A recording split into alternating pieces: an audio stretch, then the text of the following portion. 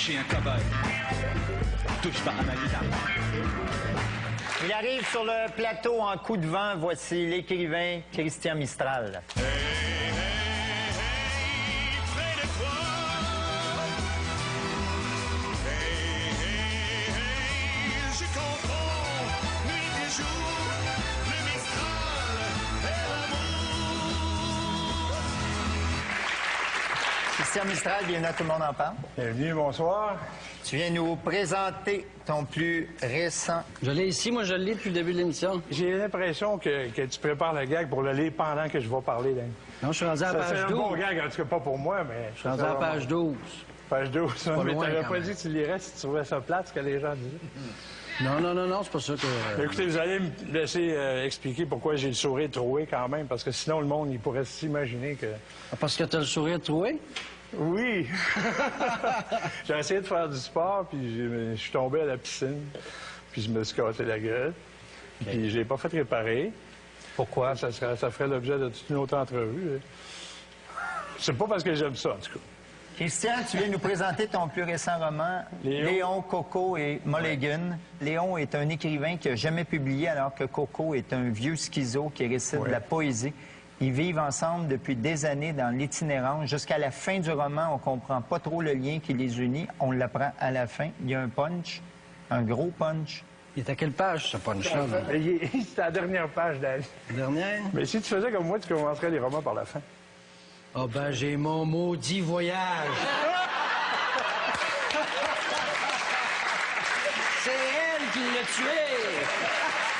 Je le savais que c'était le colonel Moutarde. Colonel Moutarde. Dans le living room! Exactement. Christian, t'es né à Montréal le 3 novembre 1964. C'est ce qu'on m'a dit.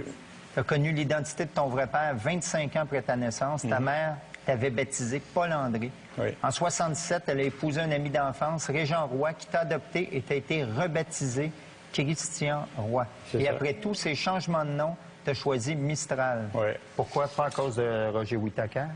Roger Whittaker est une grande influence. Son sifflement dans mon enfance me hante encore dans certains de mes cauchemars. Celui-là.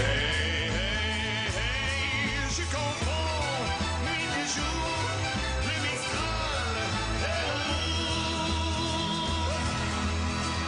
Mais c'était aussi la Londe Chevrolet Osmobile. Exactement. À quelle année? Il a vendu le Mistral pour C'est la Londe, Chevrolet, Oldsmobile à Laval. Oui. Faut le faire. Mais pourquoi Mistral? Pourquoi? J'avais 18 ans, je voulais me faire un nom en littérature. Fait que tant qu'à se faire un nom, j'ai décidé de le faire littéralement. Je me suis fait un nom. Mistral, Ouais, ben, tant qu'à en choisir un. J'en ai choisi un beau. Mais je vous assure que c'est pas facile de changer de nom, même à 18 ans. Il faut, ça a pris plusieurs années avant que je passe à la rue Roy sans me sentir interpellé ou entendre le nom Roy sur la rue. Puis remarquez, c'est pas comme si je m'étais appelé... Turcotte, par exemple? non, celui-là... ma grand-mère s'appelle Turcotte, fait que je... Ah, Turcotte, oui. Quel coin? La Beauce. Ah, mon Les Rois et les Turcottes. Ah, ben non, parce que j'ai été adopté, mais sinon... J'ai une fausse dent, moi? Non. Mais toi, t'as les moyens de te la payer. Ça, On fait un petit effort, tout le monde. Pour payer une dent, Christian. On va partir un téléthon. Non, moi, c'est une forme de protestation, là, puis mon entreprise... Tu protestes contre quoi? Non, mais c'est ça. Et on va pas entrer dans les causes. La cause, c'est contre le fait que j'ai pas d'argent pour le faire réparer. Je vais pas venir me plaindre ici de mon impécuniosité parce que c'est un métier que j'ai choisi en toute connaissance de cause quand j'étais adolescent, puis que je me suis jamais attendu à faire de l'argent avec ça. Fait que laissez faire pour le Téléthon. Là. On va trouver le moyen. À 10 ans, tu es parti avec ta famille en Gaspésie. Pendant 2 semaines, tu as écrit ton journal intime Oui. que ta mère a retapé et dactylographié en écrivant ton nom. Tu as eu la piqûre pour l'écriture. À 14 ans, tu as consacré ton argent gagné pendant l'été à la publication à compte d'auteur d'une plaquette de poèmes dédiée à une fille qui a mis le feu sans la lire. Est-ce que ça t'a mis le feu à toi aussi? Bien, ça m'a pas mis le feu des crises, mais ça a commencé à m'instruire sur la nature des passions poétiques. C'était la sœur de mon meilleur ami, fait que c'est lui qui m'en a informé. Hein. On habitait à la campagne. Elle a brûlé dans la grange sans même la lire. Mais ça a été ma première plaquette poétique. À 16 ans, tu t'es marié. Oui. Tu as eu un fils l'année suivante. qui a aujourd'hui 26 ans. Est-ce qu'on peut être un bon père à 17 ans? Ah, absolument. Oui, y compris dans ses renoncements. Il faut se priver. Oui, il faut se priver parfois de la présence de son enfant. Des fois, il faut le confier à quelqu'un qui peut s'en occuper mieux que soi. Toi, Kevin, tu as eu un enfant à 20 ans, toi aussi, c'est Ouais, jeune? mais c'est du stock. Oui. Ben oui, parce que... Puis moi, c'est plus sa mère qui a tout le crédit de l'avoir élevé, mais... non, c'est du stock. Puis ça peut pas... Ça n'empêche pas l'amour qu'on a. Pour moi, c'est une vocation, puis c'était... c'est bien important, mais ça reste que quand t'es jeune, t'as moins d'outils dans... Si on attend d'être prêt pour avoir des enfants, par exemple, c'est ce que les gens Tu vas font. tout le temps attendre. Ben, on va attendre toute notre crise de vie jusqu'à ce qu'on soit plus capable. Tu sais. Ça existe-tu, ce sentiment-là, d'être prêt à avoir des enfants, à être parent? Ouais, Ce à mais quoi tu moi, à t'attendais? 14 ans, je voulais, tu sais, j'avais 14. Puis je voulais, tu sais, tu sens la paix. Moi, je me sentais prêt. Tu voulais un enfant ou tu voulais faire un enfant? C'est pas exactement la même chose. Il a pratiqué à partir de 14. Puis après,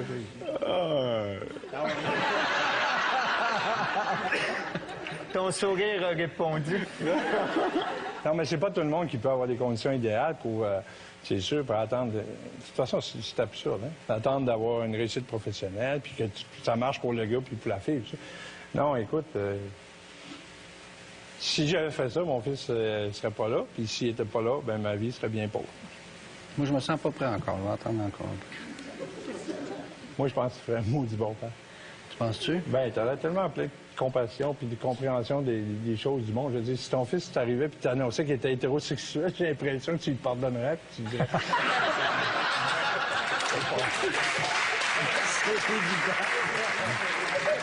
C'est-tu de l'accouchement qui te fait peur? Christian, on s'en va ensemble puis on s'adopte une petite chinoise. Et moi, j'ai un dossier On criminel. va t'en payer ta dame. Ça dure ça. On va... Tu vas me payer, madame? Oui. OK. On va parler de ton dossier criminel. Ben oui, ça m'étonne. Entre 94 et 96, tu as été condamné 4 fois pour des gestes de violence Je pensais que envers c'était 3 une fois, femme. mais c'est 4 fois. 4 fois. Ce qui t'a amené à passer plusieurs mois en prison. Oui. Mais je pense que vous vous trompez. Il me semble que c'était 3 fois, mais à ce stade-là, ça ne fait pas une grosse différence. Ben oui, c'est vrai. Mais la violence comme ça, on n'arrête pas ça comme la cigarette. T'as pas de patch pour ça? Ben, la cigarette, c'est bien plus dur à arrêter que la violence. Ah ouais? Parce que je fume encore, mais je suis plus... tu sais, on parle d'événements qui sont passés 12 ans. 11 ou 12 ans. Puis c'est vrai que oui, j'avais été condamné à la prison pour avoir giflé ma blonde. Ils appelaient ça des voies de fait simples, c'est-à-dire sans lésion, Dieu merci. Puis oui, j'avais besoin d'apprendre à sortir de la pièce quand la conversation devient orageuse. C'est le genre d'affaires qu'on apprend dans ces circonstances-là. Puis